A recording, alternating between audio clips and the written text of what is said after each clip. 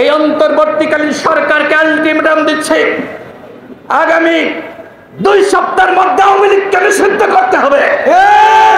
যদি আপনারা আওয়ামী লীগকে নিষিদ্ধ না করেন তাহলে ওই যমুনার ঘেরাও করা হবে। ডক্টর ইউনূস সাহেবকে আমরা শুরুতেই বলেছিলাম, আপনার 1 নম্বর দায়িত্ব আওয়ামী লীগকে নিষিদ্ধ করা, কিন্তু এই সরকারের 6 মাস অতিবাহিত হয়েছে, এখনো পর্যন্ত তারা আওয়ামী লীগকে নিষিদ্ধ করে নাই।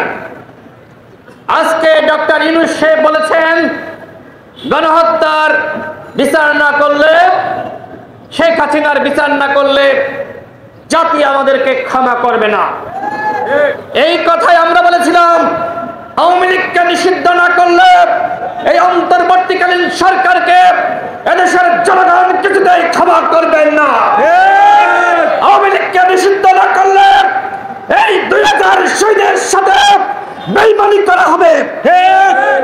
আপনারা দেখেছেন জাতিসংঘ তারা বাংলাদেশে যে গণহত্যা পরিচালিত হয়েছে তার উপরে বিস্তারিত রিপোর্ট প্রকাশ করেছে।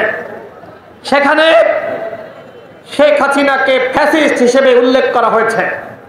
আওয়ামী লীগ মানবতা বিরোধী অপরাধ করেছে এবং এই যে গণহত্যা,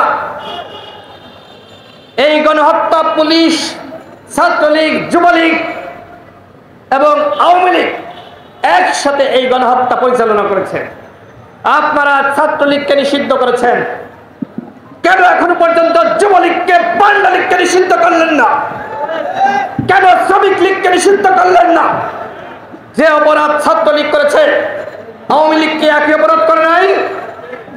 আওয়ামী লীগ ছিল গণহত্যার পরিকল্পনাকারী, সুতরাং সবার আগে দরকার ছিল আওয়ামী লীগকে নিষিদ্ধ করা, কিন্তু আওয়ামী লীগকে আপনারা নিষিদ্ধ করেন নাই।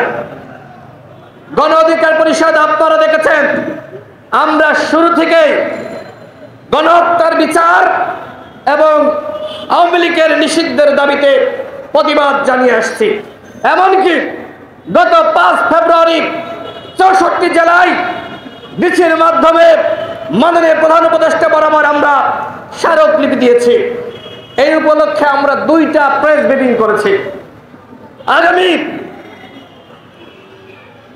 19 ফেব্রুয়ারি জেলায় জেলায় আমরা বিক্ষোভ মিছিল এবং বিক্ষোভ সমাবেশের আহ্বান করেছি। কেন?